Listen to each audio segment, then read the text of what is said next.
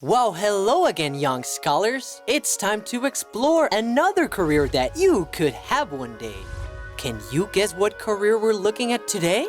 If you guess Musician? you're correct. Let's meet our professional.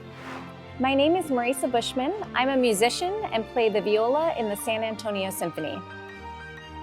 What super skill do you use in your career?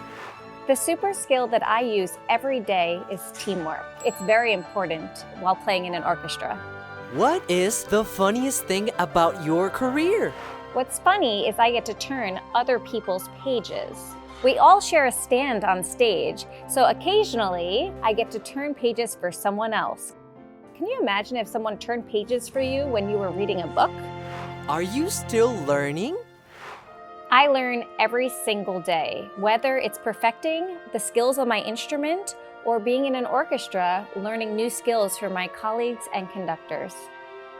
What is the most exciting thing you do in your career? The most exciting thing I do in my career is go on stage, dress up, and get to play awesome music for an audience full of people. Every day I get to bring joy or sadness or happiness or laughter to an audience.